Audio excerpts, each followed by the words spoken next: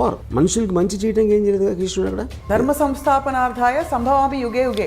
దేవుడికి అంత పవర్ ఉండేది, చెడ్డవాళ్ళు ఎందుకు సృష్టించాలంటు. సో మీరైతే మహాభారతాన్ని కూడా జస్టిఫై చేయట్లేదు ఇక్కడ. ఇట్ ఈస్ లైక్ నండగోళ. ఇంత సున్నితమైన ఈ విషయం మీద మీరు సినిమా తీస్తే మిమ్మల్ని దేశద్రోహి అని ఎవరన్నా అంటే ముద్ర వేస్తే మీరు ఒప్పుకుంటారా? 92 డిసెంబర్లో చాలా మంది ముస్లిమ్స్ని శివసేన వాళ్ళు చంపేశారు అయోధ్య తర్వాత. వాటికి పగ తీర్చుకోవటానికి వీళ్ళందరూ వెళ్ళి కాళ్ళ మీద పడిపోయి మన బాంబేలో మమ్మల్ని బతకనివ్వరు. I'm not telling first of all justifying that Dawood Ibrahim is good for the country or bad for the country. జరిగిన జర్నీ చూపెడతాను. తర్వాత ఆయనకు వారసులు ఉన్నారా? ఒకటి his daughter died because of malaria. అంత పెద్ద క్రిమినల్ కూతుర్ని ఒక దోమ వచ్చి చంపేసినారు. మీ క్రిమినల్ ఇన్ఫ్లుయెన్స్ మీ మీద అయిందే. మీ ఇంట్లో ఫోటో ఉంది, ఆయన పూజను చేసుకుంటారేమో అని నా హృదయంలో ఉన్నాడు. ఒక చిన్న ఎగ్జాంపుల్ చెప్తాను. చెప్పండి. చోటా రాజాను ఒక మనిషి సౌత్య అని ఆల్మోస్ట్ తమ్ముడిలాగా చూసుకున్నాడు. ఒక పర్టిక్యులర్ స్టేజ్లో దావుద్ ఇబ్రాహింకి చోటా రాజానికి గొడవ వచ్చినప్పుడు కలిసి చోటా రాజాని చంపడానికి ప్లాన్ చేసి ఆ ప్లాన్ ఏమో వర్కౌట్ అవ్వలేదు. చోటా రాజాని పారిపోయాడు. ఇదంతా దుబాయ్లో జరిగింది. అంటే వీడు ఏం చేశాడంటే బాంబే నుంచి నలుగురిని తెప్పించి నేను మొత్తం అన్ని అరేంజ్ చేస్తాను, మీరు వెళ్ళి హాలిడే లాగా వెళ్ళండి దుబాయ్, అక్కడ నా వాళ్ళు వచ్చి సౌత్యాన్ని ఎలా చంపాలో వాళ్ళు ఎక్స్ప్లెయిన్ చేస్తారు, మీరు కన్విన్స్ అయితే చేయండి. వీళ్ళు సరే వెళ్ళారు దుబాయ్. లేదు మాల్లో బయట ఒక జిమ్ ఉంది. సౌత్య రోజు అక్కడికి వస్తాడు. పోర్ట్ దగ్గర కస్టమ్స్ వాళ్ళు అందరినీ ఆల్రెడీ సెట్ చేశాడు రాజన్ భాయ్. వాళ్ళు మిమ్మల్ని బోట్లో ఎక్కిస్తారు. ఆ బోట్ ఆ యాట్ ఇండియాకి వచ్చేస్తుంది. నెక్స్ట్ డే సాయంత్రం వచ్చాడు సౌత్య. కిందకి దిగి టపా షూట్ చేశారు. షూట్ చేసి పరిగెత్తారు. లెఫ్ట్ టర్న్ తిరిగారు. రైట్ టర్న్ తిరిగితే వ్యాన్ లేదు అక్కడ.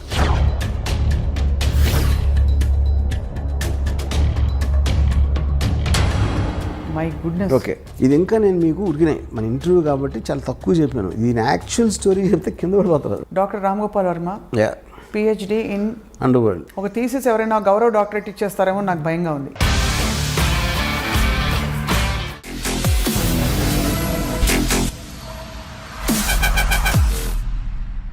Welcome to this special interview on I dream. దర్శకులు ఫిల్మ్ మేకర్ రామ్ గోపాల్ వర్మ గారితో మనం చాలా విషయాలపై సుదీర్ఘంగా ఇంతవరకు చర్చించాం. కానీ ఇవాళ మాట్లాడబోతున్న టాపిక్ అత్యంత సున్నితమైనది, క్లిష్టమైనది. దావూద్ ఇబ్రాహిం. ఈ పేరు బహుశా ఫోన్లో స్నేహితులతోనో తెలిసిన వాళ్ళతోనో మాట్లాడడానికి కూడా మనం జంకుతూ ఉంటాం, భయపడుతూ ఉంటాం. ఈ పేరు వినగానే ఎవరు ఎక్కడ ఎలాంటి నిఘా వర్గాలు మనని ట్యాప్ చేస్తున్నారో అనే ఒక భయం కలుగుతుంది. అలాంటిది the world's most dangerous criminal Dawood ఇబ్రాహింపై ఏకంగా సినిమా తీసి పడేశారు దర్శకులు రామ్ గోపాల్ వర్మ. ఇప్పుడు ప్రస్తుతం డి కంపెనీ పేరుతో విడుదలవబోతున్న ఈ సినిమాపై మాట్లాడబోతున్నాం. అండర్ వరల్డ్ అంటే అసలు ఏమిటి తెలుసుకునే ప్రయత్నమే ఇవాల్టి ఈ ప్రత్యేక ఇంటర్వ్యూ. వర్మ గారు నమస్కారం. ఎవరికి చెప్పనని మీరు ఒట్టేస్తే ఒక సీక్రెట్ చెప్తాను. చెప్పండి. నేనే దావూద్ ఇబ్రాహిం ప్లాస్టిక్ సర్జరీ చేసుకుని అలా తిరుగుతున్నా రోడ్ల మీద. మేము చాలా సీరియస్గా గంభీరంగా మొదలు పెడితే మీరు కనీసం భయం సృష్టించడానికి కూడా మీరు అవకాశం ఇవ్వండి. But see jokes apart, because I studied, అంత స్టడీ చేసిన తర్వాత ఆల్మోస్ట్ తనలాగా ఆలోచించడం మొదలుపెట్టాను. అంటే మీరు అని చెప్తారు కదా, ఒక మనిషి ఒక 6 నెలలు ఉంటే వీరు వాళ్ళు అవుతారు, వాళ్ళు వీరు అవుతారు, సామెత ఉంది కదా. అలాగే నాకు because I constantly trying to understand, అర్థం చేసుకుని తను ఎలా ఆలోచిస్తాడు, ఎందుకు ఆలోచిస్తాడు, అంత రీసెర్చ్ చేసి యాక్చువల్గా నేనే ఫీల్ అవుతున్నా. అది మామూలుగా మీరు మంచి చెడు అని ఎప్పుడు విభజించారు మనుషుల్ని. కానీ ఇది సూటిగా అడుగుతున్న ప్రశ్న, మీ దృష్టిలో దావూద్ ఇబ్రాహిం మంచోడా కాదా? ఇక్కడ పాయింట్, మంచి అనేది మంచి చేస్తారు, చెడు అనేది చెడు చేస్తారు, అంత సింప్లిస్టిక్ డెఫినేషన్ అది. దావూద్ ఇబ్రాహిం చాలామందికి మంచి చేశాడు, చాలామందికి చెడు చేశాడు. అప్పుడు మీరేంటి, ఒక సొసైటీ పరంగా మనం ఆలోచించాలా, లేకపోతే ఒక తను చుట్టూ ఉన్న వాళ్ళు తను ఎలా చూసుకున్నాడు దాన్ని బట్టి మనం ఒక మెజర్మెంట్ ఉండాలా, లేకపోతే జస్ట్ లీగల్గా మన డెఫినేషన్ తీసుకుంటే క్రైమ్ చేశాడు కాబట్టి ఒక క్రైమ్ చేసిన వాళ్ళు అందరూ చెడ్డోళ్ళు అనాలా అనేది ఈ 3 పాయింట్స్ మనకు క్లారిటీ కావాలి. సో అఫ్ కోర్స్ ఇల్లీగల్గా అబ్స్కాండింగ్ కేసులో ఉన్నాడు, is a criminal person as per the law is concern. So దాంట్లో అప్పుడు ఈజ్ అ క్రిమినల్. తర్వాత మంచి చెడు అనేది నేను చెప్పేది, ఇప్పుడు తను నమ్మింది తను చేశాడు, దాని మూలం చాలామందికి మంచి జరిగింది. సో మీరు ఒక విషయాన్ని, ఇప్పుడు చెడ్డోడు ఎప్పుడు ఉంటాడు, you are actually justifying. I'm justifying అంటే justifying is not the word, because crime అనేది లీగల్ వర్డ్. అది ఎందుకు జరిగింది అనే దానికి ఒక మారల్ కాజ్ ఉంటుంది ఒక్కొక్కసారి. ఇప్పుడు 1980లో దొంగరిలో స్టార్ట్ అయింది డీ గ్యాంగ్ అనేది యాక్చువల్గా. ఆ టైంలో very lot of poverty and large families got some 14 people inside his home, brothers చెల్లెళ్ళు వీళ్ళందరూ కలిసి. ఆ కైండ్ ఆఫ్ ఏ అట్మాస్ఫియర్లో ఆ ఇంజస్టిస్ ఫీల్ అయినప్పుడు somebody will want to do something rebellious. అది నక్సలైట్స్ కూడా అలాగే వస్తారు. Any kind of a rebel comes from that kind of a zone. అప్పుడు అది క్రిమినల్గా చేసిన తప్పుకి విచ్ ఇస్ లీగల్. కానీ తనకున్న పరిస్థితుల్లో ఒక ఎక్స్ట్రాడినరీ సర్కమ్స్టెన్సెస్లో చేసినప్పుడు ఆ పరిస్థితిని అర్థం చేసుకోకుండా మనం డైరెక్ట్గా అతను చెడ్డోడు క్రైమ్ చేశాడు కాబట్టి అనేది నాకు that is where I don't want be judgemental. అంటే మీకు ఇంత పెద్ద గ్యాంగ్స్టర్, ప్రపంచమంతా గ్యాంగ్స్టర్ అని ఆయన కోసం నిఘా వర్గాలు వెతుకుతున్న ఈ వ్యక్తిని కూడా మీరు చెడ్డవారు అనలేరు. నేను అనలేదు. You don't want judge. ఎందుకంటే ఇంకో పాయింట్ ఏంటంటే ఇప్పుడు దావుద్ ఇబ్రాహిం మీద లాస్ట్ కేసు రిజిస్టర్ అయింది 1982లో. చాలామందికి తెలియదు. సో నియర్లీ 40 years నుంచి తను ఏమీ చేయలేదు అసలు. బేసిక్గా 93 సీరియల్ బ్లాస్ట్లో అక్యూజ్ నెంబర్ 1. అక్కడ ఏంటంటే 13 ఏళ్ళ ట్రయల్ తర్వాత ఒక్క లింక్ పెట్టలేకపోయారు దావుద్ ఇబ్రాహిం దాంట్లో ఇన్వాల్వ్ అయ్యాడు లేదని. That is actually the case history. కాకపోతే తనకున్న పేరుతోటి డీ కంపెనీ అనేది దావుద్ ఇబ్రాహిం సృష్టించింది. కానీ డీ కంపెనీ రిజిస్టర్డ్ కంపెనీ కాదు. It is just name given. తన ఆర్గనైజేషన్ స్కిల్తో మామూలు స్ట్రీట్ గ్యాంగ్స్ని కూడా ఇంత పకడ్బందీగా నడపవచ్చు అనే ఒక ఆస్పెక్ట్ తను సృష్టించాడు. కాబట్టి ఆ డీ కంపెనీ అనే పేరు కంటిన్యూ అవుతుంది. డీ కంపెనీలో 100 మంది ఉన్నారు గ్యాంగ్స్టర్స్. అబూ సలీం కూడా అక్కడ ఉన్నారు, చోటా షకీల్ అక్కడ ఉన్నారు. 97 to 2004లో మ్యాక్సిమం అండర్ వరల్డ్ యాక్టివిటీస్ జరిగినాయి బాంబేలో. అసలు ఆ టైంలో దేంట్లో కూడా దావుద్ ఇబ్రాహిం పేరే లేదు అసలు. So Dawood Ibrahim as a person is different from D company though he founded it. So he founded it and hence is relevant here. But మీరు తీసిన సినిమా మాత్రం డీ కంపెనీ. ఎందుకంటే నేను తీసే సినిమా ఏంటంటే basically this is about Dawood Ibrahim very beginning టైంలో అతని బ్రదర్ని చంపిన వాళ్ళ మీద పగ తీర్చుకోవడానికి ఒక ఏదో చేశాడు. ఆ ఆస్పెక్ట్ ఒకటే నేను తీసాను D company. And first time బాంబేలో దావుద్ ఇబ్రాహిం అని అన్నాడు అని ఒక పేరు రిజిస్టర్ అయింది జనంలో. అది తీసి దాని తర్వాత కంటిన్యూషన్ సిరీస్ లాగా తీస్తున్నాను డీ కంపెనీ. కానీ ఇంత అవుట్డేటెడ్ క్రిమినల్ తర్వాత ఆయన మీద కేసు కూడా లేదని చెప్పి ఆయన మీద సడన్గా మీరు స్ఫూర్తి పొంది సినిమా తీసేంత పని అంటే what about him? Because I honestly think he's ఎప్పుడైనా సరే ఒక విజనరీ అవసరం ఏ బిజినెస్లో కానీ ఏ దాంట్లో. టాటా బిర్లాలు అలాంటి వాళ్ళు ఉన్నప్పుడు సడన్గా అక్కడికి ధీరుభాయ్ అంబానీ ఒక అతను గుజరాత్ నుంచి వచ్చాడు. అంతకుముందు అంతంత పెద్ద ఇండస్ట్రీస్ వాళ్ళందరూ ఆలోచించి ఒక విజనరీ ఆస్పెక్ట్ తోటి ఈ change the entire industries face in India అక్కడి నుంచి. అంటే ఆల్మోస్ట్ టాటా బిర్లాని మర్చిపోయాం దాని తర్వాత. Same thing what Bill Gates did to IBM you know. So అది legal aspect, business aspect. Same thing under వరల్డ్లో కరీం లాలా వర్దాబాయ్ మొదలియార్ అండ్ హాజీ మస్తాన్ లాంటి దిగ్గజాలు ఉన్నప్పుడు ఒక 25-year-old బాయ్ దావుద్ ఇబ్రాహిం అనేవాడు దొంగరి నుంచి వచ్చి ఈ completely change the way the underworld operates. So if I make a film on Veerappan, somebody makes a film on Hitler, అలాగే make a film on Dawood Ibrahim. Anybody who made an impact ఏ విధంగా అయినా సరే I think his material is good for making a film. But as much as it sounds like a repetitive question to you, Ramu garu, you don't want to make a film on a change maker like Sachin Tendulkar. You don't want to make a film on a change maker like Dhirubhai Ambani. But you want to make a film, you insist on making a film on a criminal who has actually harmed the world in many ways. See, lot of people believe Dhirubhai Ambani also has done many things to become that. You know? So ఇప్పుడు మీరు మనకి సామాన్యంగా పట్టుబడినోడే దొంగ అని, పట్టుబడినోడు దొంగ కాదని ఎన్నో పాలిటీషియన్లు చేయొచ్చు, పోలీస్ ఆఫీసర్లు చేయొచ్చు. మనం ఎవరైతే లీగల్గా కరెక్ట్గా వాళ్ళు జైల్లో లేకుండా సక్సెస్ఫుల్ ఉన్నారనుకుంటే వాళ్ళ అందరి వెనకాల కూడా ఒక కథ ఉంటుంది ఏదో ఒకటి. సో నేను ఎంచుకునేది ఏంటి, నాకున్న చాయిస్లో మోస్ట్ డ్రామాటిక్గా అనిపించింది నేను అనుకుంటాను.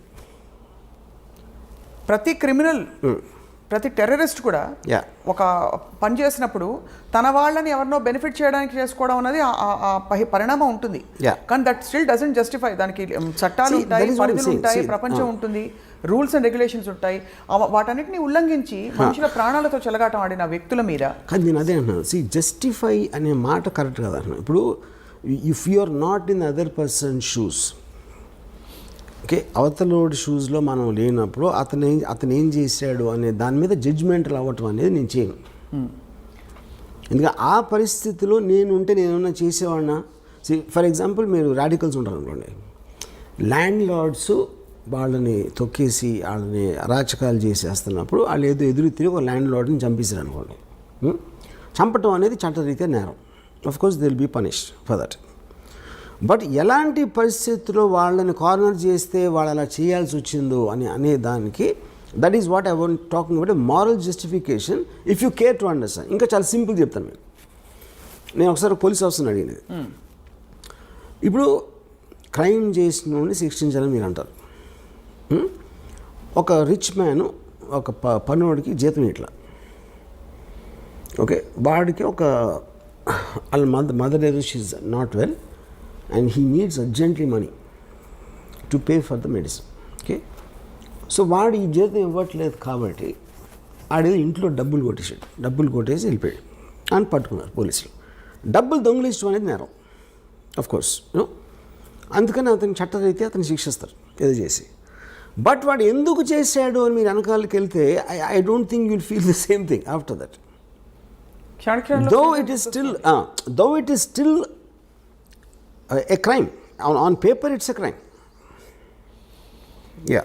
So you find a story behind everything. Yeah. And also you see the point is ఒక సొసైటీలో ఎన్నో రకాల మంది ఉంటారు. ఇప్పుడు ఫర్ ఎగ్జాంపుల్ పొలిటికల్ లీడర్స్ ఉంటారు, ఆయన తాట తీస్తూ ఉంటాడు, ఒకడు ఇంకోటేమో నరికేస్తూ ఉంటాడు, బొక్కలేదో కొడతా అని ఇంకోటి అంటాడు. They don't do anything but they actually using violent rhetoric, which is just an expression of their anger or whatever you think it is. మనిషి ఏదో కొట్టుకుంటూ ఉంటారు, అప్పుడప్పుడు దెబ్బలాడతారు, కొన్నిసార్లు మర్డర్లు కూడా జరుగుతాయి, కొన్నిసార్లు ఎవరితోనో చంపేస్తారు. All of this are a result of the compelling forces which is happening. అది డబ్బు దొంగిలించడానికి చేస్తున్నారా, మీ పేరు సంపాదించడానికి, పగ తీర్చుకోవడానికి చేస్తున్నారా, లేకపోతే ఒక పొజిషన్లో ఇంకేమీ చేయలేక చేస్తున్నారా అనేది ప్రతి దాని వెనకాల వేరే వేరే కారణాలు ఉంటాయి. ఆ కారణాలని కంప్లీట్గా అర్థం చేసుకోకుండా జస్ట్ క్రైమ్ చేశాడు కాబట్టి అతను చెడ్డోడు మంచోడు అంత సింప్లిస్టిక్గా చేయడం కరెక్ట్ కాదు. ఈ సినిమా అంటే హ్యూమన్ ఇంట్రెస్ట్ స్టోరీ అంటారు. అయితే ఈ సినిమాలో హ్యూమన్ ఇంట్రెస్ట్ యాంగిల్ ఉంటుంది. It's only human interest. Only human interest. Actually this very little action. Almost ఆ పుకార్ ఏదో వచ్చింది నిన్నో మొన్నో, స్వయంగా ఆయనే ప్రొడ్యూస్ చేయించుకున్నారు సినిమా అని చెప్పి, మీ చేత తీయించుకోవాలని చెప్పి. ఇంకెవరు అంటే అలాగే ఉంది, వింటూ ఉంటే అంత గ్లోరిఫైడ్గా వినిపిస్తుంది. గారు, is it true that is he involved in any way? First of all Dawood Ibrahim I think must be around 65 now. తనకి ఇప్పుడు కొత్తగా వైట్ వాష్ చేసుకునే అవసరం లేదు పేరు, అది ఒక పాయింట్. రెండోది, నేను చేస్తున్నది ఏది తను చేసింది చేయలేదని చెప్పడం కానీ తను చెయ్యింది చేసాడని చెప్పడానికి ఈ సినిమా ఉద్దేశం కాదు. ఈ film actually it is more or less. For example, he killed a person called Alamzeb 1983లో 82-83లో. ఆలంజేబ్ అనే ఒక అతన్ని మర్డర్ చేశాడు అని వినటానికి ఒకలాగా ఉంటుంది. అసలు ఆలంజేబ్ ఎవడు, వాడేం చేశాడు, ఎందుకు చంపాడు అని మీరు తెలుసుకున్నప్పుడు అది హ్యూమన్ యాంగిల్ అవుతుంది.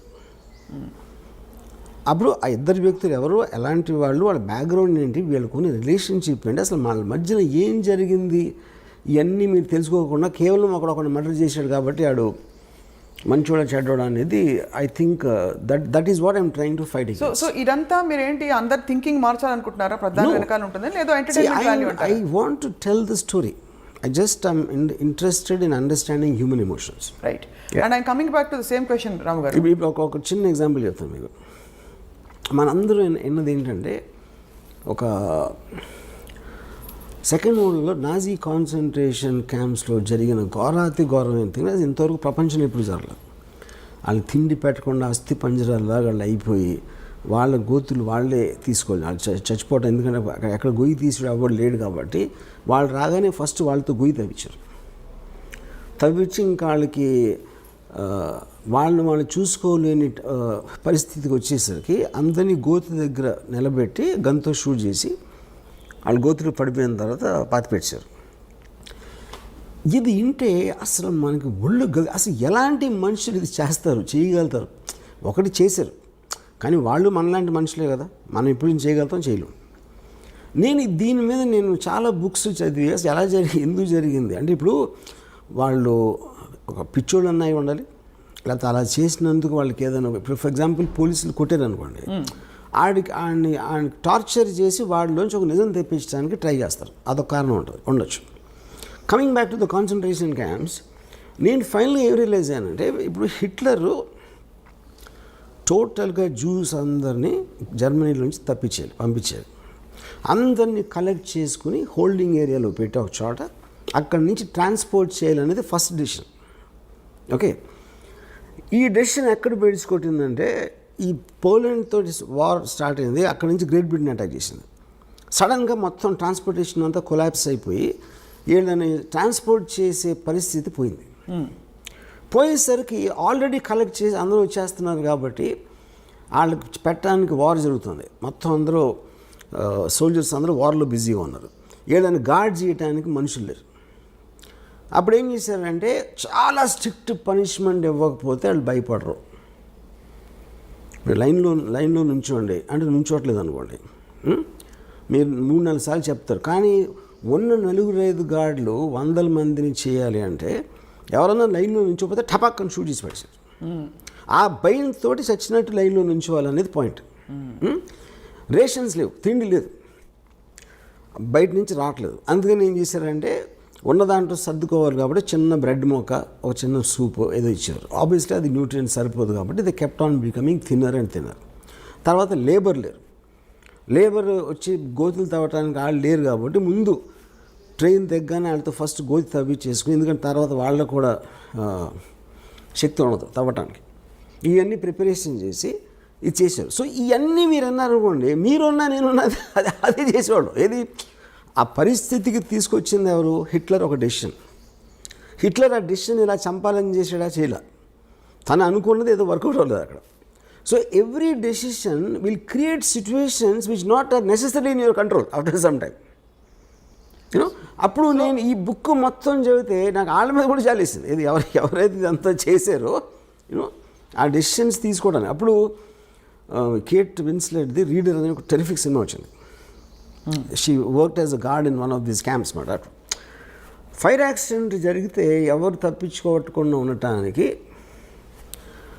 తన తీల ఏది మన అదే ప్రిజనర్స్ తప్పించుకోకుండా చేయాలని అమ్మాయిది జాబ్ అక్కడ. ఎప్పుడైతే గేట్లు తీయలేదో వాళ్ళు చచ్చిపోయారు. దాని మీద కోర్ట్ ట్రయల్ జరిగినప్పుడు వాట్ వర్ యూ డూయింగ్ అంటే, I was doing my job అంది. నాకు నా గవర్నమెంట్ ఇచ్చిన జాబు ఎట్టి పరిస్థితుల్లోనూ వీళ్ళని తప్పించుకోవడానికి వీల్లేదు. అప్పుడు ఇలాంటి పరిస్థితి వచ్చినప్పుడు ఆ డెసిషన్ సొంతంగా తీసుకోలేరా అనేది పాయింట్ అక్కడ. ఇవన్నీ అంటే వీటికి మీరు ఇస్తున్న జస్టిఫికేషన్ అండర్స్టాండ్, ప్రధాని వెనకాల ఒక కారణం ఉంటుంది, ఒక ఆంతర్యం ఉంటుందని చెప్పి. బట్ దాన్ని దీంతో ఒక విల్లింగ్గా కావాలని వచ్చి ఒక పవర్ కోసం ఎస్టాబ్లిష్ చేసుకున్న ఒక క్రిమినల్, ఒక గ్యాంగ్స్టర్ ఇప్పటికి కూడా ప్రపంచం వెతుకుతుంది ఆయన కోసం. సో అటువంటి సినిమా మీరు తీశారంటే ఖచ్చితంగా 2 కారణాలు ఉండాలి. ఇప్పుడు నయీం గురించి విన్నప్పుడు కూడా నయీంకి ఏదో టెలివిజన్ ఛానల్ పెట్టాలనే ఒక తపన ఉండేదని, ఆయన టీవీలో కనిపించడానికి ఇష్టం అని, అలాంటి ఫ్యాన్సీస్ వాళ్ళకు ఉంటాయని చెప్పి గ్యాంగ్స్టర్స్కి. అలాంటి ఫ్యాన్సీతో ఆయనే స్వయంగా ఆయన మనుషులే లేకపోతే ఆయన ఆరాధకులు మీ చేత ఏమైనా సినిమా తీయించారని అడుగుతున్నారు. మొన్న కూడా ఎక్కడో ఇంటర్నెట్లో వైరల్ అయింది ఈ మాట. Is it right? Is it true? That's not true. First of all gangster అనేది ఒక వర్డ్. అది గ్యాంగ్స్టర్ అనే దాని మీనింగ్ ఏంటి? ఒక గ్యాంగ్ని నడిపేవాడు, లేకపోతే గ్యాంగ్లో పనిచేసేవాడు. ఆయన కాదా gangster? Gang is organise, of course organise crime అనేది గ్యాంగ్స్టర్ బేసిక్గా. ఆర్గనైజ్ క్రైమ్ అంటే ఏంటంటే, మీ తెలివితోటి క్రైమ్ చేస్తా కూడా తప్పించుకునేలాగా ఒక సిస్టమ్ క్రియేట్ చేయటాన్ని ఆర్గనైజ్ క్రైమ్ అంటారు. లేకపోతే మామూలు క్రైమ్ అది, అప్పటికప్పుడు ఏదో అనుకుని ఒకళ్ళిద్దరు చేసేది. ఒక గ్రూప్ ఆఫ్ పీపుల్ కూర్చుని ప్లాన్ వేసి ఇలా చేస్తే మనం పట్టుబడం, ఇలా చేస్తే మనం పైకి వస్తాం, ఇలా చేస్తే అలా అవుతుంది అని ఒక ప్లాన్ ప్రకారం ఒక గ్రూప్ ఆఫ్ పీపుల్ చేయటాన్ని ఆర్గనైజ్ క్రైమ్ అంటారు. So for example D company ఉందనుకోండి. డీ కంపెనీ నేను ఒక 2000లో ఒక ముంబై పోలీస్ కమిషనర్ శివానందన్ అని ఉండేవారు. ఆయన అడిగాను నేను, డీ కంపెనీలో ఎంతమంది ఉంటారు అనుకుంటున్నాను. నేను ఒక మేబీ 2,000-3,000 మ్యాక్సిమం 20 మంది ఉంటారు. నాకు షాక్ అది. అంటే ఎందుకంటే ఎంత ఎక్కువ మంది ఉంటే న్యూస్ బయటకు వచ్చేటం అంత ప్రమాదం ఉంటుంది. అన్ని నోళ్ళు మూయించాలి, అన్ని నోళ్ళను కంట్రోల్ చేయాలి. అది చాలా క్లోజ్ గ్రూప్ ఉంటుంది. కానీ డీ కంపెనీ కోసం పనిచేసే వాళ్ళు వేలల్లో ఉంటారు. కానీ వాళ్ళు ఎవరికి కూడా డీ కంపెనీకి పనిచేస్తున్నట్టు తెలియదు చాలామందికి దాంట్లో. Which is the whole power of an organisation. They don't know their employer. అంటే ఇది కంపెనీ ఉండొచ్చు. ఫర్ ఎగ్జాంపుల్ నా దగ్గరికి ఎవరు ప్రొడ్యూసర్ వస్తాడు. ఆ ప్రొడ్యూసర్ వచ్చి నేను మీద సినిమా తీస్తాను అంటాడు. సో ప్రొడ్యూసర్ పేరు ఏదో ఉందాడు, అది సపోజ్ అటు సినిమా తీస్తాడు. సినిమా అనేది లీగల్ బిజినెస్. అప్పుడు నేను తీస్తాను సినిమా, కానీ అతను డీ కంపెనీ మనిషి. కానీ నేను పనిచేసేది ఎవరికి, ఇతనికి. ఇప్పుడు మీరు కలిసిన ప్రతి ఒక్కరు వాళ్ళ బ్యాక్గ్రౌండ్ మీకు తెలియదు కదా, తెలియడానికి ఛాన్సే లేదు కదా, you know. So this is how సట్లీ it operates. ఇప్పుడు అలా మీ ఎంప్లాయర్ మీకు తెలియదేమో. తెలీదు, ఎవరికి తెలియదు.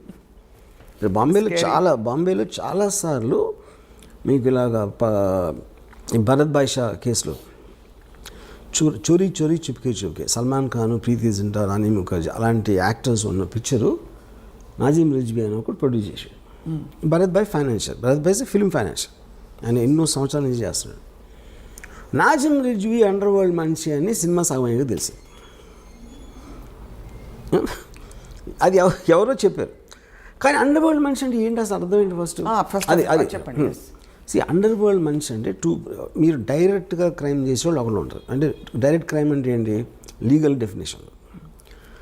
సెకండ్ డిగ్రీ వాళ్ళు ఏమో వాళ్ళు వాడుకుంటారు, అది కొంచెం ఫోన్ చేసి చెప్పారా అని. వాడు చేయడు.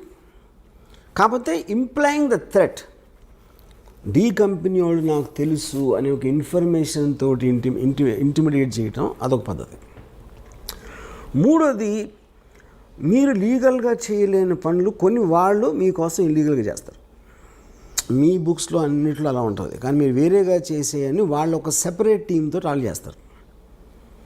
ఓకే, ఫర్ ఎగ్జాంపుల్ లీగల్గా మీరు ఇంపోర్ట్ చేసుకున్నారు అనుకోండి, ఒక 100 VCRలు ఆ టైంలో చెప్తున్నాను. ఇల్లీగల్గా 500 VCRలు వస్తాయి. 500 VCRలు డీ కంపెనీ వాళ్ళు పంచుకుని వాళ్ళు చేసి మీ ఫెసిలిటేట్ చేసినందుకు మీకు కొంత ఇస్తారు, మిగతా వాళ్ళు తీసుకుంటారు.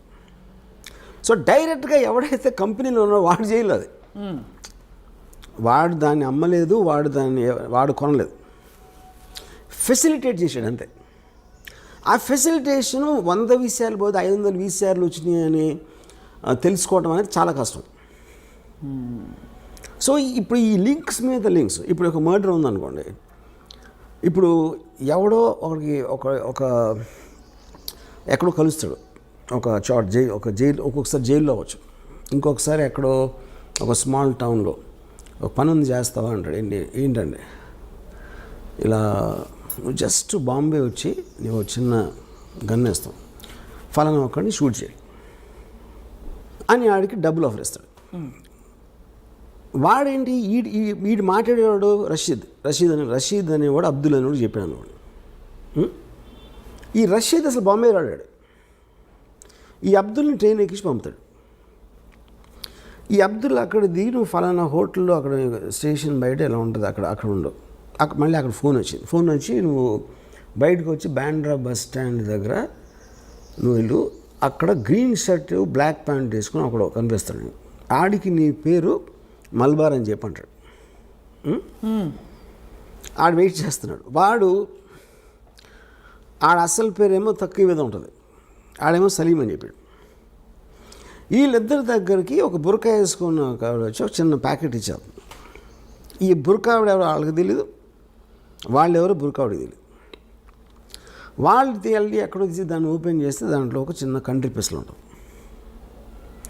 ఉండి అక్కడి నుంచి నువ్వు ఫలానా చోట టెలిఫోన్ బూత్ దగ్గర వేయచా ఫోన్ వస్తుంది. వచ్చేసరికి నువ్వు జూహుకి వెళ్ళి ఫలానా ఒక బ్రౌన్ బంగ్లో ఉంటుంది, దాని బయట ఇలాంటి కారు ఉంటుంది, ఒకడు వస్తాడు, ఒక బట్టతల్లుడు, అతన్ని షూట్ చేసి అతను షూట్ చేసి మీరు వెళ్ళిపోయి ఈ 2 గన్స్ ఫలానా నాకు క్రీక్ దగ్గర నాలా ఉంది, ఆ నాలా దగ్గర ఒక చిన్న ఆ చెట్లు ఉంటాయి, అక్కడ ఒక ఇలాంటి దగ్గర పెట్టేసి వెళ్ళిపోయాడు. వీళ్ళు అది చేసేస్తారు, చేసి అక్కడ పెట్టేసి అక్కడ ఒక ప్యాకెట్లో కొంత డబ్బు ఉంటుంది, అది తీసుకుని వెళ్ళిపోయారు. ఇప్పుడేంటి ఈ మొత్తం దాంట్లో రషీద్ ఏం క్రైమ్ చేయాలి. వీడు ఫస్ట్ ఎవడైతే అబ్దుల్కి చెప్పాడో వాడు క్రైమ్ చేయలేదు, అసలు ఆడు ఇక్కడికి రాలేదాడు. ఓకే, అబ్దుల్ వచ్చాడు. అబ్దుల్ వచ్చి ఎవడైతే సలీం అన్నోని కలిసాడో, సలీం ఆడి పేరు కాదు, సలీంకి వీడు అసలు పేరు తెలియదు. ఎవరైతే గన్ను తీసుకొచ్చి ఇచ్చిందో ఆవిడికి వాళ్ళు తెలియదు, వీళ్ళు తెలియదు. సో ఇప్పుడు పోలీసులు ఇన్వెస్టిగేషన్ చేయడం మొదలుపెట్టి అసలు ఎవరిని పట్టుకుని ఎక్కడికి లింక్ వెళ్ళాలని, కానీ పేపర్లు ఏమొస్తుంది, డి కంపెనీ హ్యాస్ కిల్డ్.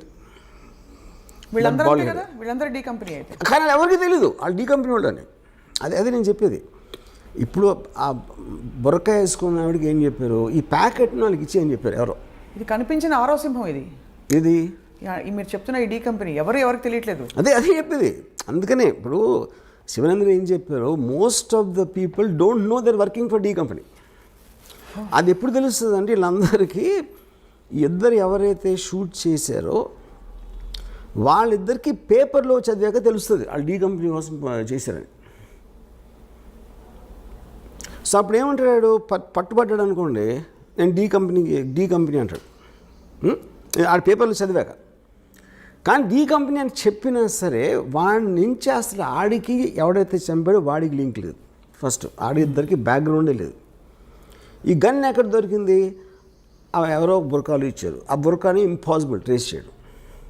అసలు ఇక్కడ ఎందుకు వచ్చాడు, రషీద్ ఆడు ఏమీ చేయలేదు కానీ. సో మీ ఇన్ని లింకులు చైన్లో పెట్టి మధ్యలో ఒక లింక్ తీసేస్తాను. ఎప్పుడైనా ఇన్వెస్టిగేషన్ కొంచెం కాంప్లికేట్ అయిందంటే ఒక్క లింక్ తీసేస్తారు. ఫర్ ఎగ్జాంపుల్ రషీద్ ఉన్నాడు అనుకోండి, రషీద్ని ట్రాక్ చేయొచ్చు అని అనుకుంటే రషీద్ని అక్కడికి తప్పించేస్తారు. So this is what is called organised crime. కానీ ఈ మొత్తం దీంట్లో మీకు మెయిన్ బాసెస్ ఎవరైతే ఉన్నారో దుబాయ్లో కానీ ఎక్కడైనా వాళ్ళ పేరు అసలు ఉండదు. అక్కడ వాళ్ళు దుబాయ్లోనే ఉన్నారు. వాళ్ళు దుబాయ్లో ఉండొచ్చు, కరాచీలో ఉండొచ్చు, కెనియాలో ఉండొచ్చు, వేరే కంట్రీస్లో ఉంటారు, నాట్ ఎట్ వన్ ప్లేస్. కానీ పాయింట్ ఏంటి, వాళ్ళని దీంట్లో బుక్ చేయడం అనేది ఇంపాసిబుల్ అసలు మీకు తెలిసినా కూడా. కానీ వాళ్ళ పేరు తెలియని ఎందుకు అనుకుంటారు, వాళ్ళకి బ్రాండ్ కావాలి. ఇప్పుడు ఎవరో తెలియని వాడు మీకు ఫోన్ చేసి బెదిరించాడు అనుకోండి, మీరు బెదరు కదా. డి కంపెనీ నుంచి ఫోన్ చేస్తున్నాను బ్రాండ్ కావాలి అక్కడ. అది ఎవరైనా చెప్పుకోవచ్చు కదా. చెప్తారు కూడా. ఇప్పుడు మన కెమెరా చెప్తారు, ఎవరైనా చెప్తారు కూడా. కానీ వాళ్ళని ఎట్లా నమ్మి భయపడతారు. ఇప్పుడు ఇంకా ఛాన్స్ తీసుకోవాలంతే. ఇప్పుడు నేను అదే 100% చాలాసార్లు ఈ పెద్ద పేర్లు ఉన్న ఈ పరిటాల రవి కానీ ఫర్ ఎగ్జాంపుల్ ఫ్యాక్షన్ లీడర్స్ వాళ్ళ పేర్ల మీద వేరే వాళ్ళు చాలామంది చేస్తారు అది. సో ఇదంతా ఎక్కడ సేకరించారు వర్మ గారు మీరు ఈ ఇన్ఫర్మేషన్? మీరు డి కంపెనీ మనుషులతో మాట్లాడారా?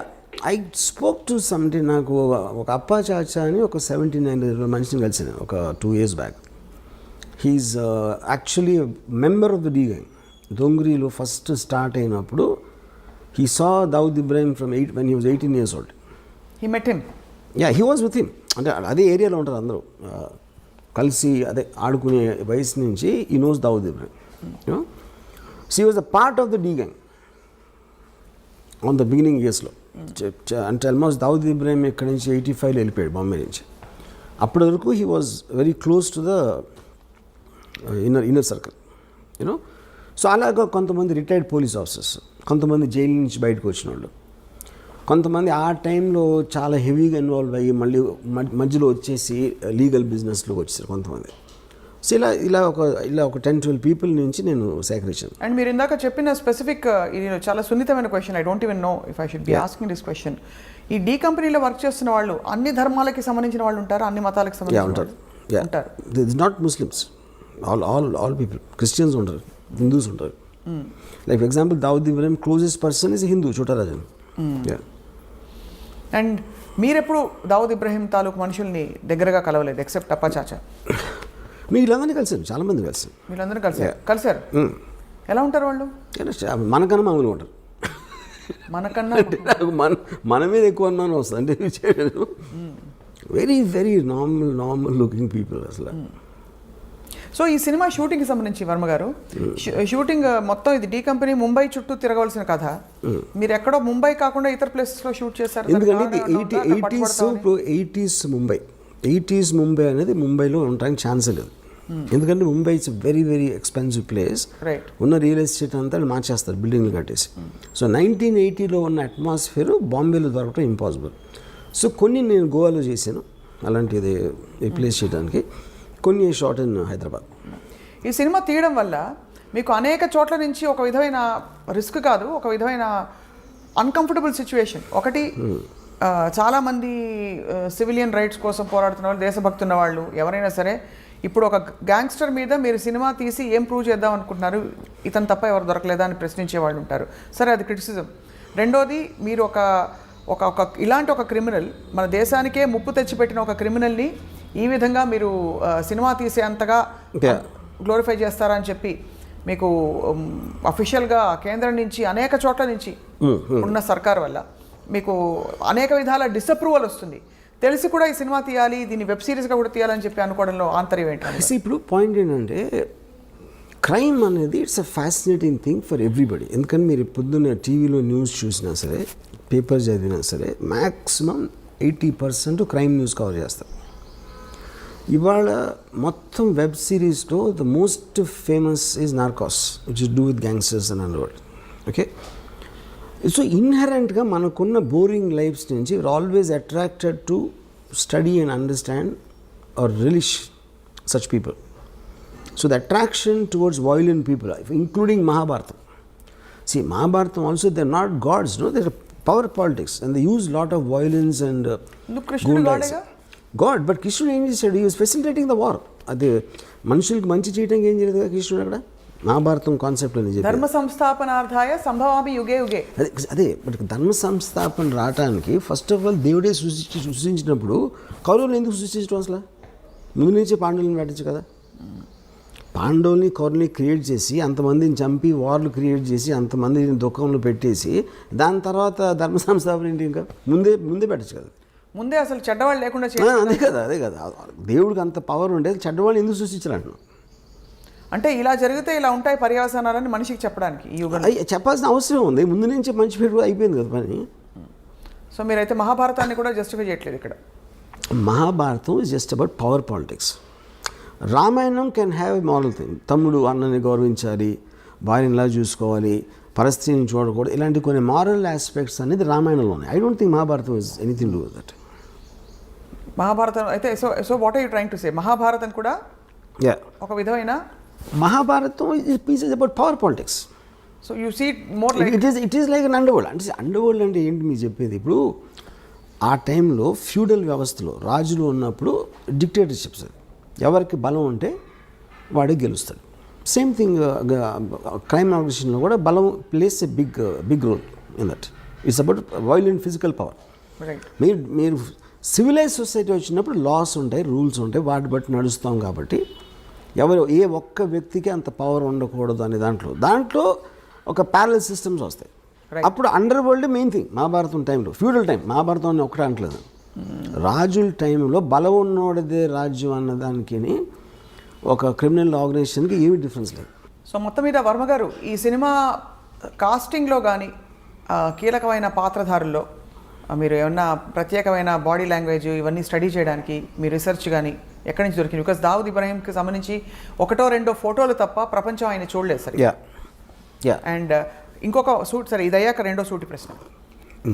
సో మీరు ఎక్కడి నుంచి చేశారు ఈ రీసెర్చ్ అంతా కూడా to make people believe that this is perhaps what Dawood Ibrahim look like? See anybody, ఒక మనిషి ఫర్ ఎగ్జాంపుల్ నేను I did on Veerappan, you know, నేను సినిమా తీసే టైంకి వీరప్పన్ పోయి ఆల్రెడీ 10 ఏళ్ళు అయిపోయాయి ఆర్ మోర్. సో ఏది మీరు చేసినా in the research most authentic sources మీకు సాధ్యమైనంత వరకు. ఇప్పుడు నిజం అనేది బిలీవబుల్గా ఉండాలి. నిజం అనేది ఎవరికి తెలియదు ఎప్పటికీ, ఎందుకంటే మీరు ఆ టైంలో మీరు లేరు, అది చేసినప్పుడు మీరు లేరు. అలాంటప్పుడు మీరు రిపోర్ట్ చేసిన, ఒక కథ రాసిన, ఒక కాలం రాసిన, సినిమా తీసిన, the way you're piecing it together, it should sound truthful. You know, so ఇప్పుడు నేను సపోజ్ 5 అడిగినాను అనుకోండి దావుద్ ఇబ్రహీం గురించి, 5 వర్షన్స్ చెప్తున్నారు అతను ఎలాంటి అతను. ఒక 3 చెప్పండి మాకు. అంటే ఒకడేమో అసలు నాకు అది చాలా పిరికోడు అండి, మీడియా చేసింది, అసలు అడిగి ఏమీ లేదు అని చెప్పాడు ఒకడు. ఇంకోడు అంత తెలివైనడు అసలు ప్రపంచంలో ఉన్నాడు అని చెప్పాడు ఒకడు. ఇంకోడేమో అసలు తన చేతికి మట్టి అవ్వకుండా చేస్తాడు, అసలు చాలా పెద్ద మ్యానిపులేటర్ అని చెప్పాడు. ఇంకోడెవడో అసలు అంత దావుద్ ఇబ్రహీం పేరు మీద చేశారని వేరే వాళ్ళు, అతను ఏదో అమాయకుడు అని చెప్పాడు. ఇంకోడేమో అసలు అంతకన్నా డేంజరస్ మనిషి అసలు ప్రపంచంలో అని చెప్పాడు. సో ఈ 5 వేరే పాయింట్స్.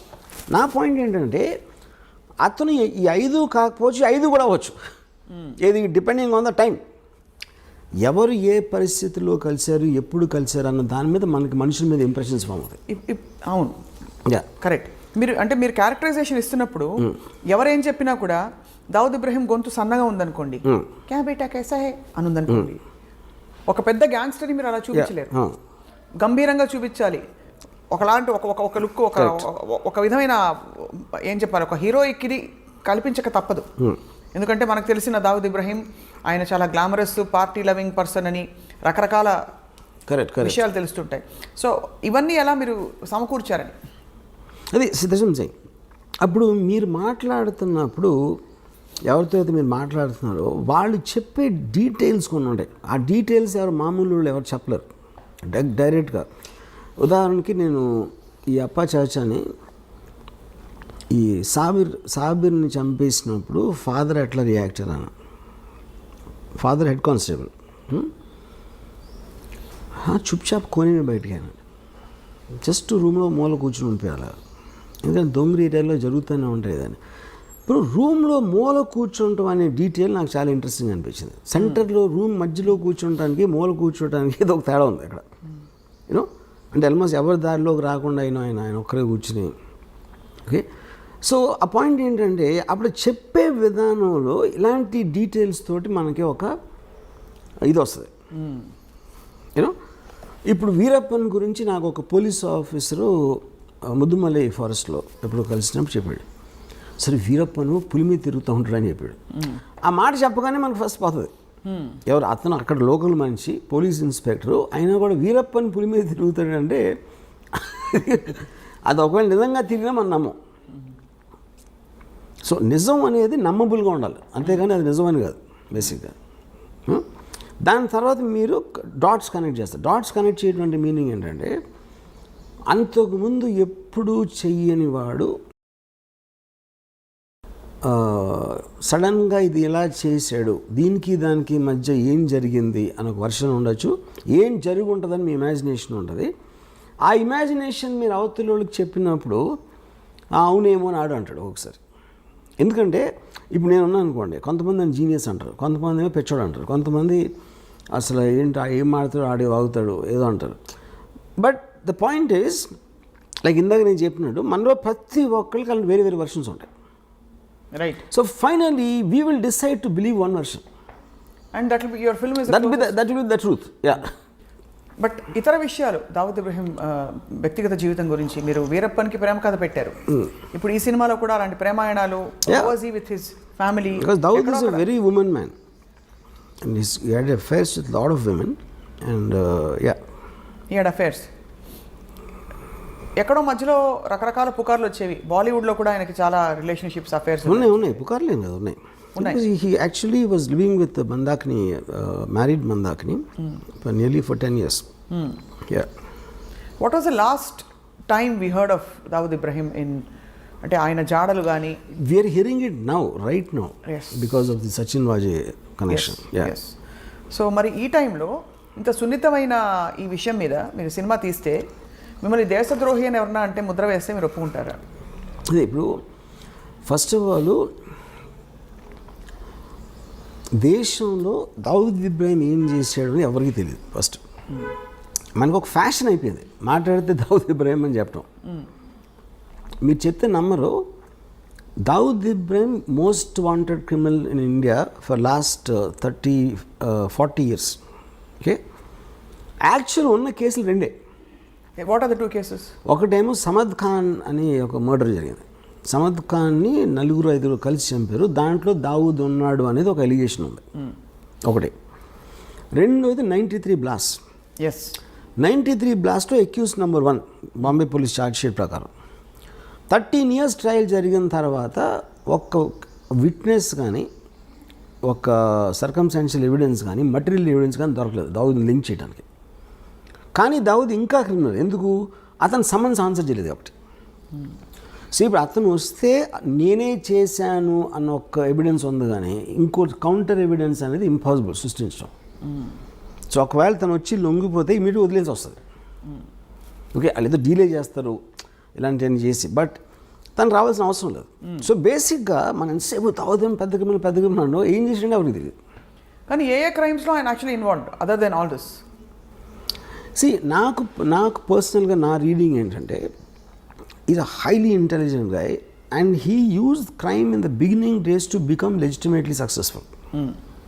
సో తను దుబాయ్ షిఫ్ట్ అయిపోయిన తర్వాత ఈ కసినోస్ లేకపోతే హోటల్స్ ఇలాంటి అన్ని లీగల్ బిజినెస్ స్టార్ట్ చేసి he was living very posh cars and big bungalows and sheikh తోటి లంచ్ చేసాడు, దుబాయ్ షేక్ తోటి.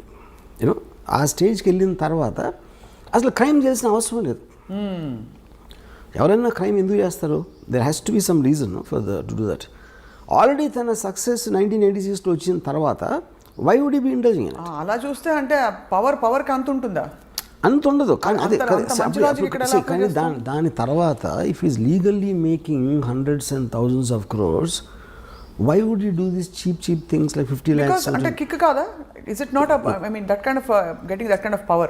Power ని అవసరానికి వాడుకోవడం కూడా తప్పే. But what is ఇప్పుడు two different things. 93 before people used to take pride boy को जानता हूँ, బాయ్ని డిన్నర్ भी बुलाया. ఈ పెద్ద వాళ్ళందరూ actually they use to flaunt their connections. Because అప్పుడు అండర్ వరల్డ్ ఏంటంటే it was more like a ఒక ఫ్లాంబాయింట్ థింగ్. గొడవైన ఇంటర్నల్ గ్యాంగ్ వార్ఫేర్ అలా ఉండేది, కానీ జనాలు బయట మీదకి వచ్చారు కదా. ఇప్పుడు 93లో టెర్రరిస్ట్ యాంగిల్ జరిగింది. ఐఎస్ఐ మౌలానా 93 బ్లాస్ట్ మౌలానా టెర్రర్ యాంగిల్ అనేది అటాచ్ అయ్యింది. That is when the perception change. కానీ ఆ పర్సెప్షన్ ఎందుకు వచ్చింది? Because the police have charge which they can't prove till today. Except for that we never heard of him in any case.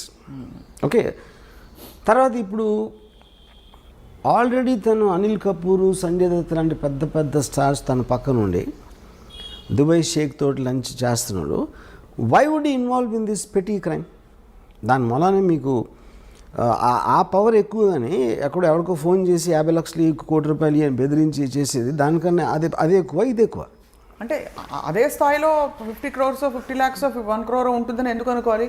ఇంకా పెద్ద స్థాయిలో దేశానికి అంటే చాలా తీవ్ర స్థాయిలో భద్రతకి ముప్పు కలిగించే. That is when the 93 blast happened. 93 బ్లాస్ట్లో బికాజ్ 92 డిసెంబర్లో చాలామంది ముస్లిమ్స్ని శివసేన వాళ్ళు చంపేశారు అయోధ్య తర్వాత. వాటికి పగ తీర్చుకోవటానికి వీళ్ళందరూ వెళ్ళి కాళ్ళ మీద పడిపోయి బాంబేలో మమ్మల్ని బతకనివ్వరు అని మొత్తం బైకలా దొంగరి మహమ్మద్ అలీ రోడ్లో ఉన్న ముస్లిమ్స్ మాకున్న దైవం ఒక్కడవే అని చెప్తే ఆ ఎమోషన్లో పగ తీర్చుకోవటానికి ఈ సీరియల్ బ్లాస్ట్ చేసాడు అనేది జనరల్ బిలీఫ్. ఇది when the police first part of it is also general belief. ఇది ఇలా ఫలానా శివసేన వాళ్ళు చంపించారు, అది correct. That is recorded thing. That is recorded, but దానివల్లే ఇది చేయించారన్నది general belief. General belief including the Bombay police charge sheet. అదే ప్రతీకార చర్య. To take revenge on the killing of the Muslims in December is why he did the blast అనేది official charge sheet అది. So which means ఆయన scale of crime ఒక వ్యక్తిగత cause నుంచి ఒక సమూహానికి సంబంధించిన కాజ్గా పెరిగింది.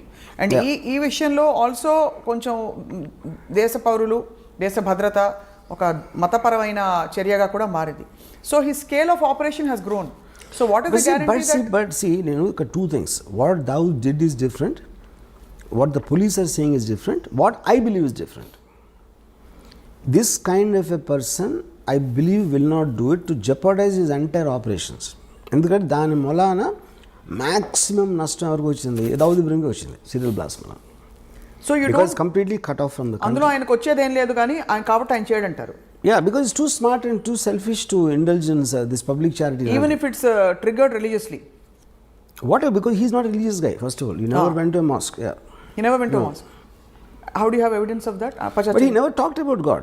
All Muslims maximum God in front చేస్తారు కదా ఇప్పుడు. Dawood Ibrahim never spoke about God. So ఈ కాంటెక్స్లో వర్మ గారు, యువర్ మెన్షనింగ్ అనిల్ కపూర్, సంజయ్ దత్ వీళ్ళందరూ కూడా ఆయన సన్నిహితంగా ఉండేవారు. ఆ సాన్నిహిత్యం అసలు ఎలా ఏర్పడుతుంది అంటే ఒక గ్యాంగ్స్టర్ అని తెలిసే వెళ్తారా బాలీవుడ్ నటులు అంటే? ఎందుకంటే ఆ టైంలో అండర్ వరల్డ్ అనే వర్డ్ మన ఇప్పుడు యూజ్ చేసిన కాంటెక్స్ట్లో ఉండేది కదా అసలు. వాళ్ళందరూ పవర్ఫుల్ పీపుల్ అక్కడ. బడా ఆద్మీ అని బడా ఆద్మీ బహుత్ ఏ ఆయనకెందుకు అని ఒక హీరో లాగా చూసేవారు గ్యాంగ్స్టర్స్ని. వీళ్ళు హీరోలు అందరూ కూడా సిటీలో ఇప్పుడు ఫర్ ఎగ్జాంపుల్ పరిటాల రవి ఉన్నాడు. Paritala Ravi very violent and dangerous గా అంటారు. మొత్తం మీకు అనంతపూర్ జిల్లాలో ఎందుకు అందరం ఎక్కించింది? అందుకే ఎక్కించింది. కానీ ఇక్కడ తేడా ఏమొస్తుందంటే వర్మ గారు, ప్రధానంగా ఒక అబ్స్కాండింగ్ ఇలాంటి క్రిమినల్కి ఒక పొలిటికల్ ఫేస్ ఉండే ఒక తీవ్రమైన వ్యక్తికి there is a big difference. ఈ మనిషి అందుబాటులో ఉన్నారు, ఈ మనిషి తప్పించుకుని వెళ్తున్నాడు కాబట్టి ఎక్కడున్నాడో తెలియదు. ఈచ్ పర్సన్ తను ఉన్న పొజిషన్, తను ఉన్న సిచ్యువేషన్లో తనకు అనుగుణంగా అడ్వాంటేజ్ తీసుకుంటాడు. పరిటాల రవి అనే మనిషి అనంతపూర్లో ఉన్నాడు. అనంతపూర్లో ఏమేమి మనకు వర్కౌట్ అయితే వేరే ఉంటాయి. దుబాయ్లో దావుద్ ఇబ్రహీం అంటే తనకు వేరే వర్కౌట్ అవుతాయి. వీళ్ళకి ఉండే ఫ్యాసినేషన్ ఆయనకి ఫిల్మ్ స్టార్స్ పట్ల ఎందుకు ఉండేది ఫ్యాసినేషన్? దట్ ఇస్ వెరీ అది because he deliberately wanted to give that colour to the gang. అంటే మనం వీధి రౌడీలాగా ఉండకూడదు, మనని రెస్పెక్ట్తో చూడాలి. జనాలు రెస్పెక్ట్తో ఎప్పుడు చూస్తారు? రెస్పెక్టబుల్ పీపుల్తో ఉన్నప్పుడు చూస్తారు. అందుకని పెద్ద పెద్ద పార్టీలు ఇచ్చి ఈ ఫిల్మ్ స్టార్స్ని, పొలిటికల్ లీడర్స్ని, క్రికెట్ ప్లేయర్స్ని ఇలా అందరినీ ఇన్వైట్ చేసేవాడు. సో వాళ్ళ పక్కన నుంచున్నాడు కాబట్టి తనకు కూడా ఒక లెజిటిమసీ వచ్చేస్తుంది, which is a planned purpose. I did that. Right. And ఎవరెవరు అంటే వెళ్ళకపోయే క్వశ్చన్ ఉండదు. ఆయన దావుద్ ఇబ్రహీం పిలిచాక ఇంపాసిబుల్. రావు అని చెప్పి very big man calls you in a nice way not to do a crime. ఎందుకు వెళ్ళరు మీరు? అంటే ఎందుకు క్రిమినల్స్తో మనకు ఎందుకు అని అనుకోవాలి కదా. అది అంటే ఇప్పుడు క్రిమినల్స్ అంటే ఇప్పుడు పిక్ పాకెట్ క్రిమినలే, దావుద్ ఇబ్రహీం క్రిమినలే. కానీ తనకున్న ఇమేజు ఇప్పుడు ఎవ్రీబడి వాంట్స్ పవర్ఫుల్ ఫ్రెండ్స్. ఫలానా ఒకటి తెలిస్తే ఎప్పుడైనా మనకు పనికొస్తాడు. ఎప్పుడైనా మనం ఏం చేయట్లేదు, మనం క్రైమ్ చేయట్లా. రైట్. కానీ పవర్ఫుల్ పీపుల్ తెలియటంలో తప్పే ఉంది. అని ఒక అట్రాక్షన్ అందరికీ ఉంటుంది. అది ఎప్పుడు అది పోయింది? 90 బ్లాస్ట్ తర్వాత పోయింది. Because that was murder of public innocent people. That was a terror incident. That is when everybody cut of their links with Dawood Ibrahim, which is the reason తను చాలా ఎఫెక్టెడ్ దానికి. అందుకే అలా ఎఫెక్ట్ అతను ముందే తెలుసు కాబట్టి అతను చేసి ఉండడని నా బిలీఫ్. మీ సినిమాలో ఈ ఆస్పెక్ట్స్ అన్ని అడ్రస్ అవుతారా, చేస్తారా అసలు? Of course. అంటే ద 93 బ్లాస్ట్ ఆల్సో ఇవన్నీ they are going to be part of everything. Yes. And అది సీరియస్లో ఉండదు, సినిమాలో ఉండదు. సినిమాలో 1982 మధ్యలో ఉంటుంది స్టోరీ. సో ఎమర్జెన్స్ వరకు మీ సినిమా, ఆ తర్వాత జరిగిన కార్యకలాపాలు అన్ని సిరీస్, అవన్నీ సిరీస్లో ఉండబోతున్నాయి. So how are you going to, అంటే ఇప్పుడు ఎంత మీరు నార్కోస్ లాంటివి చూసినా ఇది ఒక రియల్ లైఫ్ సంఘటన, అందులో మన దేశానికి సంబంధించిన సంఘటన. సరే మీరు దేశభక్తి ఉందే లేదు అని చెప్పినా కూడా ఎక్కడో అక్కడ మీకు కొంచెం ఉంటుంది కదా, అంటే ఒక విధమైన concern. How are you going to justify making series? I am not telling first of all justifying that Dawood Ibrahim is good for the country or bad for the country. జరిగిన చూపెడతాను. Then it's up to the people. ఇప్పుడు నేను మన దేశానికి స్వాతంత్రం తెచ్చిన దావుద్ ఇబ్రహీం చెప్పట్లేదు కదా నేను. What exactly he's I'm showing that. Right. It like a documentation of a full story, story that shook up the entire country at one point of time. Right. Ram Gopal Varma గారు, దావుద్ ఇబ్రహీంని ఎప్పుడైనా కలిసే అవకాశం కానీ ఆలోచన కానీ మీకుందా? ఆయనకు ఈ సినిమా తర్వాత ఉంటుంది అనుకుంటారా? I don't think so. ఎందుకంటే Dawood Ibrahim is a highly secretive person. Last మరి ఆ సీక్రెట్స్ అన్ని మీరు బయట పెట్టేస్తున్నారు కదా ఈ సినిమాలో. కాదు, నేను అది తను ఇప్పుడు ఇంటరాక్షన్ నేను చెప్పేది. 35 yearsలో తను ఒక ఫోటో బయట రాలేదు. ఎందువల్ల అంటారు? అది I'm very surprise actually. And ఒక వీడియో క్లిప్ కానీ, ఒక ఫోటో కానీ. And also you're wrong in saying that people are searching for him. That's not true. ఒక పాయింట్ ఏంటంటే he's under another name in Pakistan. ఇప్పుడు ఇండియాకి పాకిస్తాన్కి ఎక్స్ట్రడిషన్ ట్రీటీ లేదు. సో ఇప్పుడు ఫర్ ఎగ్జాంపుల్ తౌబిష్ అని ఒక ముస్లిం ఉన్నాడు అనుకోండి కరాచీలో, వాడు అక్కడే క్రైమ్ చేసి ఆడు వచ్చి హైదరాబాద్లో ఉన్నాడు అనుకోండి, మనం పట్టించుకుంటాం. మనం పాకిస్తాన్లో ఎవడో ఏదో చేస్తే మనం ఇప్పుడు క్రైమ్ అనేది ఇప్పుడు జ్యూరిస్డిక్షన్ మన దగ్గర ఉండి మన దగ్గర ఉన్నప్పుడు క్రైమ్ చేయాలి. సో ఎవరు చూడడం లేదంటారు, ఎవరు చూడలేదు. సో ఆయన ఎక్కడైనా ఎయిర్పోర్ట్ లోకి వచ్చి కనిపించలేతే మీ గోవా బీచ్ లో షూటింగ్ సెట్ పక్కన ఇండియాలో ఈజ్ వాంటెడ్ పర్సన్. అదే అడుగుతున్నా, ఇండియాలోనే చెప్పాను హీస్ వాంటెడ్ కదా. ఇండియాలో కాదు, మీరు ప్రపంచం అంతా ఎదుగుతుంది, ప్రపంచం అంతా తిరిగి వెతుకుతున్నారని మన వాళ్ళు. They are going world around the world looking for him. No, they're not. They all believe that he is in Pakistan. He is known to be in Pakistan. Yeah. But they can't go into Pakistan, ante. Right. Which is why he's hiding there. But now he is actually in the form of your hero. మీ పాత్రగా ఇప్పుడు తెర ముందుకు వస్తుంది Dawood Ibrahim. So మీ పాత్రని ఇష్టపడతారా జనం, చూసి కష్టపెట్టుకుంటారా? See, anybody you see as a human being, you'll always tend to like him. ఎందుకంటే హ్యూమన్ బీయింగ్స్ ఎమోషన్ కనెక్ట్ అవుతారు, రైట్, లాజిక్ కనెక్ట్ అవుతారు, రేషనాలిటీ కనెక్ట్ అవుతారు, థాట్ ప్రాసెస్ కనెక్ట్ అవుతారు. ఇప్పుడు మీరు నార్కోస్ చూసారనుకోండి, పబ్లో ఎస్కోబార్ ముందు దావుద్ ఇబ్రహీం ఈజ్ నథింగ్. అంత పబ్లో ఎస్కోబార్ని మనం హ్యూమన్ బీయింగ్గా చూసినప్పుడు మనం ఒక 2 సీజన్స్ చూసాం కదా వరుస. ఎందుకంటే పబ్లో ఎస్కోబార్ మన లైఫ్ని డైరెక్ట్గా ఇంపాక్ట్ చేసినట్టు మనకు తెలియదు. బట్ వెంచువల్లీ మన లైఫ్ అంటే కంట్రీ కాదు కదా, eventually life. Number of people Pablo Escobar ఒక్కరిని చంపడానికి మొత్తం ప్లేన్ కూల్చాడు పబ్లో ఎస్కోబార్. అలాంటి మనిషి కూడా మీ దగ్గర నుంచి అతను రూమ్లో ఉన్నప్పుడు, అంటే సినిమా అనేది almost you are with him at that time, 100% you will get emotional with anybody like that. మీరు ఇచ్చిన అనేక ఇంటర్వ్యూస్లో వర్మ గారు మీరే చెప్పారు, మనిషి ఎప్పుడు నెక్స్ట్ ఏమిటి అని వెళ్తూ ఉండే ప్రయాణం మనిషిది. ఇప్పుడు ఒక అత్యంత పవర్ఫుల్ అండ్ అత్యంత ఒక డబ్బులుండే పరిస్థితికి వచ్చేసిన ఒక క్రిమినల్ గ్యాంగ్స్టర్ మైండ్లో ఇప్పుడు ప్రపంచం పట్ల, దేశం పట్ల, లేదు మనుషుల పట్ల ఏం ఎమోషన్స్ ఉండుంటాయి, తర్వాత ఆయనకు వారసులు ఉన్నారా, ఇలాంటి డీటెయిల్స్ అన్ని కూడా మనకి బయటపడతాయి. ఒకటి his daughter died because of malaria. అంత పెద్ద క్రిమినల్ కూతుర్ని ఒక దోమ వచ్చి చంపేసింది. ఓకే. ఇంకొక డాటరు మియాందాద్ అనే మన క్రికెట్ ప్లేయర్ గాట్ మ్యారీడ్. ఒక సన్ ఏమో మౌలానా అయిపోయాడు. Is almost like equal Pujari లాగా. Pujari. But I think Dawood is a guy, I doubt he will have any familial. నేను విన్నది ఏంటంటే ఇప్పుడు present lifestyle, he sleeps the whole day and is awake the whole night partying and partying. That's only thing it does I believe. He's not with Mandakini anymore. Mandakini ఎప్పుడో తెలిసి, Mandakini, I think more than 20 years. Did they have kids together? Do we know of that? Mandakini has a son. Everybody suspects it's Dawood Ibrahim's son, but she doesn't tell that. ఎవరితో మాట్లాడదు. చాలా ఇంట్రెస్టింగ్గా ఉంటుంది. మీరు ఎంత research చేశారు? ఎందుకంటే వాస్తవాలు, యథార్థాలు, కల్పితాలు ఉన్నా ముందు 4 యథార్థాలు దొరికితే 10 కల్పితాలను జోడించవచ్చు. ఇక్కడ దొరకడమే కష్టం, అన్ని ఊహాగానాలే. ఈ మనిషిని ఎవరు చూడలేదు. ఇంకోటి అసలు ఇన్సైట్ కోసం ట్రై చేయరు అసలు.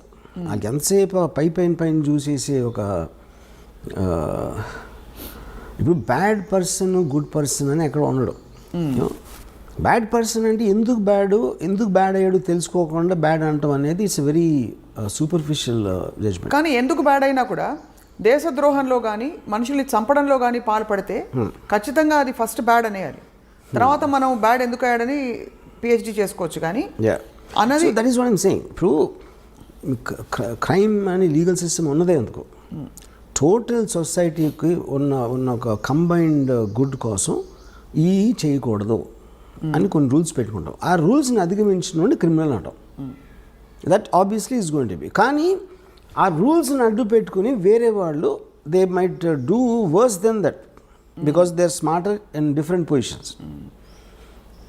అలాంటిది అవతల వాళ్ళు ఫీల్ అయినప్పుడు వాళ్ళు రెబెల్ అవుతారు. రెబెల్స్ అంటే ఏంటి? బేసిక్గా were thumbing the nose against the system.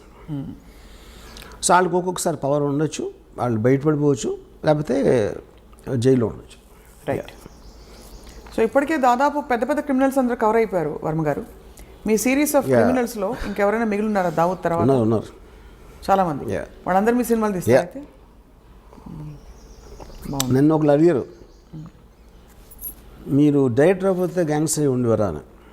మీరు డైరెక్టర్ అవ్వకపోతే క్రిమినల్ గ్యాంగ్స్టర్ అయ్యేవారా అని. నేను I'm like A naturalist studies wild animals. అందరూ మీకు జంతువులు ఫారెస్ట్లో ఒక స్నేక్ ఉండొచ్చు, కోబ్రా ఉండొచ్చు, లేకపోతే టైగర్ ఉండొచ్చు, లయన్ ఉండొచ్చు. ఆ వైల్డ్ యానిమల్స్ స్టడీ చేయడం నాకు ఇష్టం. That doesn't mean I'm the wild animal. Okay, so ఇప్పుడు నాకు ఒక దాని మీద ఒకడిని చంపాడు అంటే ఆ యాక్ట్ కన్నా ఎక్కువ వాడు చంపే పరిస్థితి, చచ్చిపోయే పరిస్థితి ఎందుకు తెచ్చుకున్నాడు, వీడు చంపే పరిస్థితికి ఎందుకు వచ్చాడు అని స్టడీ చేయడం నాకు ఎక్కువ ఇష్టం. మీరు గతంలో అమ్మాయిల గురించి కూడా ఇలాగే అన్నారు. ఏమని? వైల్డ్ లైఫ్ న్యాచురలిస్ట్ మీరు.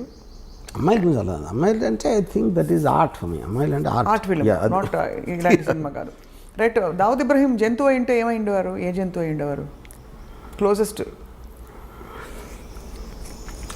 I definitely won't equate him with these dangerous animals. But actually, most dangerous animal is human being. అందుకనే you can control all the animals. Actually, you know, I can't say fox also. Definitely, I won't equate him neither with a snake nor a tiger. ఇప్పుడు ఒక పెద్ద బ్రహ్మ ప్రశ్న, snake or tiger you're saying, అంతేనా? అంటే snake మనం మామూలుగా పావురా అంటే ఏదో దాక్కుని మనకు కనిపించకుండా కాటేస్తుంది అన్న దాని మీద వచ్చి ఉంటుంది అనుకుంటున్నా. పాము అంటే మనకు తెలీదు ఎప్పుడు కాటేస్తుందో అని. టైగర్ అనేది ఆబ్వియస్ స్ట్రెంగ్త్ అది. కానీ తెలివితేటలు కూడా ఉన్నాయి కాబట్టి నక్క కూడా ఉండొచ్చు. అంటే నక్క పాయింట్ ఏంటంటే పరిగెడతా ఉంటుంది.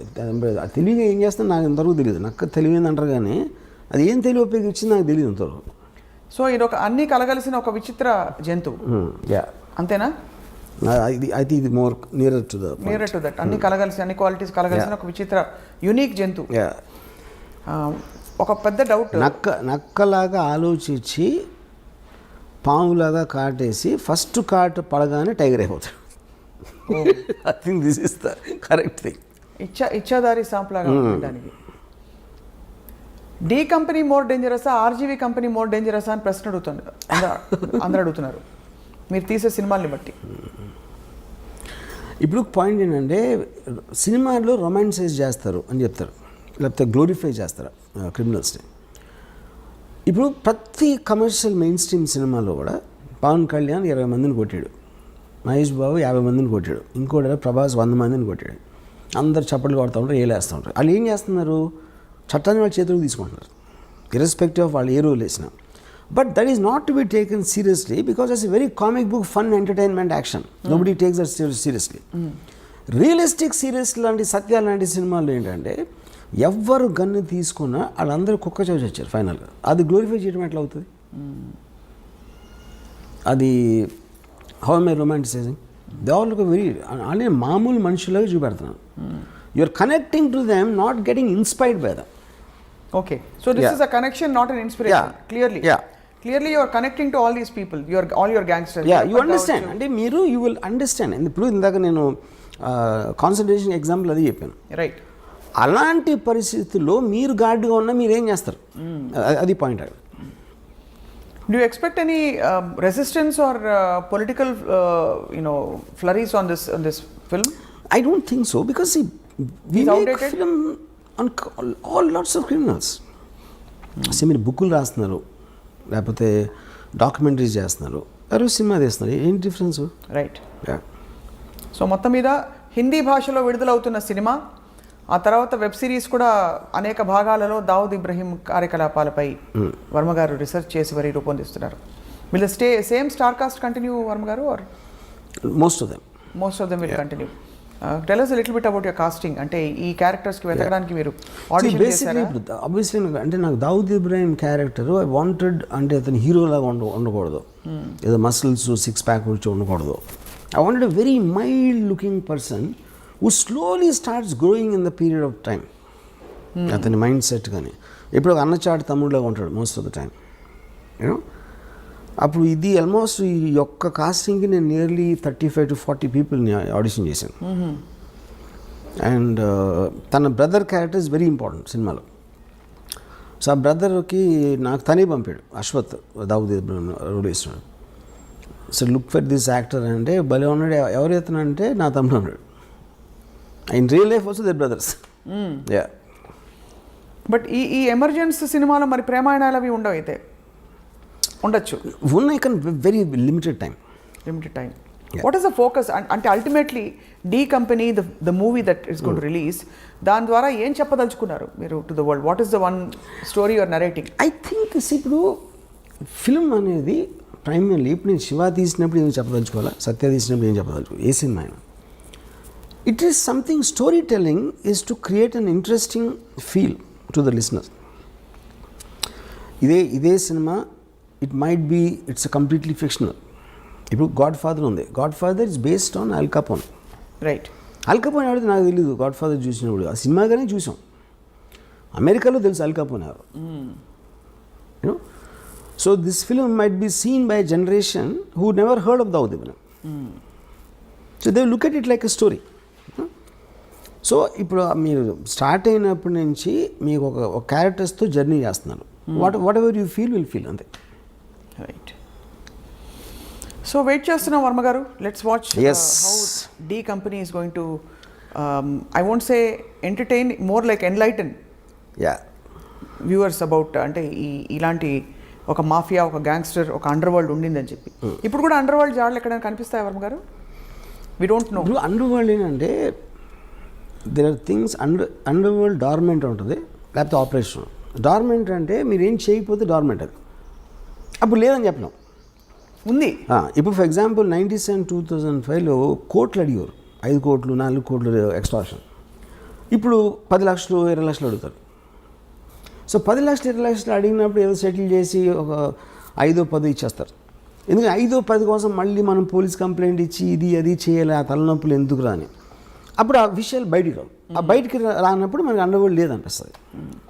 అదొక పాయింట్. రెండోది, ఎప్పుడైతే మీకు సొసైటీ అడ్వాన్స్మెంట్ పెరిగిన కొద్దీ ఆటోమేటిక్గా ఆర్గనైజ్ క్రిమినల్ సిండికేట్స్ పనిచేయవు.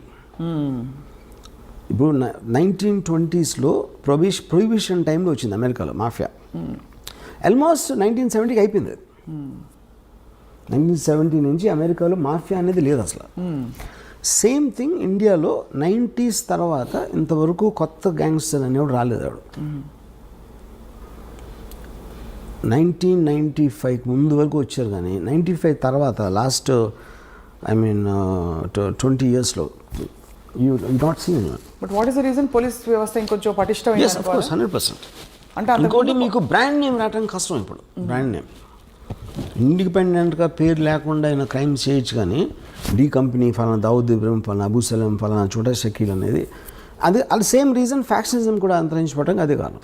As much as it's unrelated. నిన్న ఇక్కడ మేదీపట్నం దగ్గర జరిగిన హత్య చూసారా? నేను చూడాల. Brutal murder. 2 లాయర్లు ఒక 2 వారాల క్రితం మర్డర్ అయ్యారు. అదే రోడ్డు మీద చూసారా? అంటే వన్ వండర్స్. ఇప్పుడు కూడా అదే similar.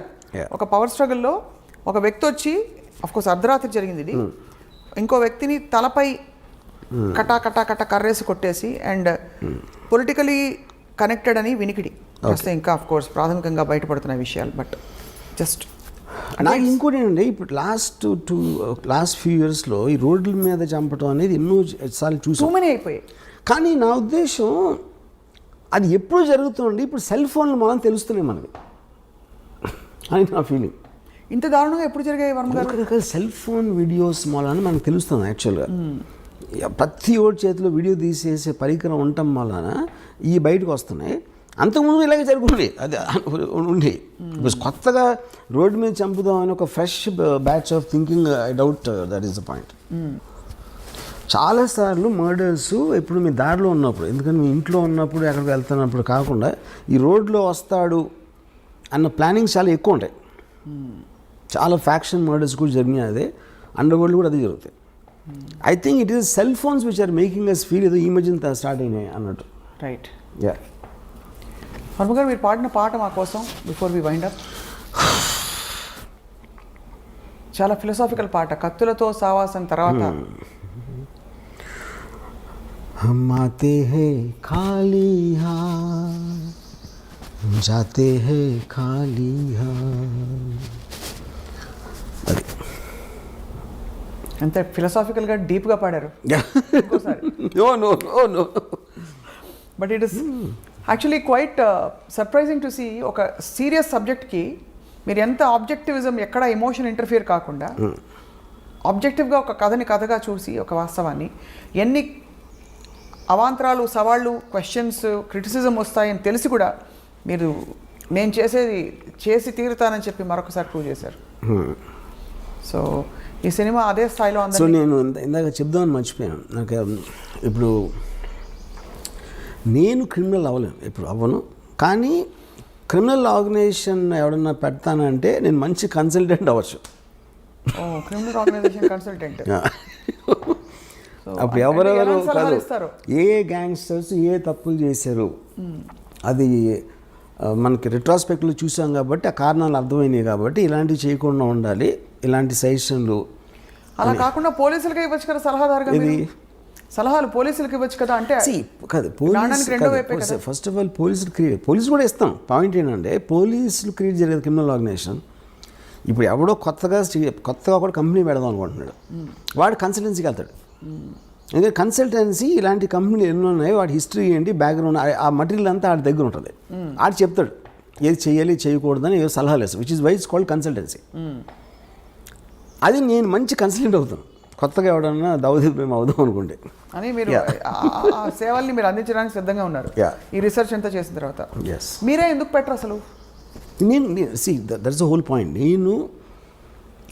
My interest is to study the criminal psychology. తలకాయ నొప్పని చేయరా అంటే అవన్నీ సరే. And I believe it doesn't work. First of all, crime doesn't work 99.9% of the time.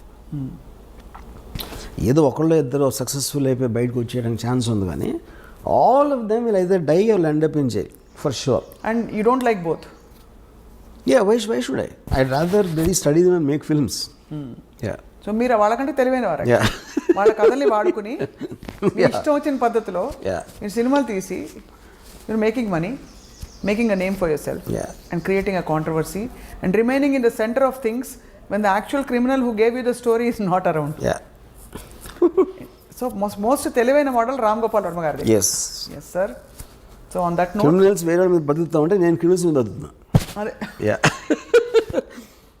అదే దిగులు వస్తుంది. ఇన్ఫాక్ట్ నాకు ఎవరంటే వై దావుద్ ఇబ్రహీం అంటే because I owe my living to him అని చెప్పి. దావుద్ ఇబ్రహీం అని పట్టకపోతే నేను గ్యాంగ్స్టర్ సినిమాలు చేయగలిగి ఉండదు.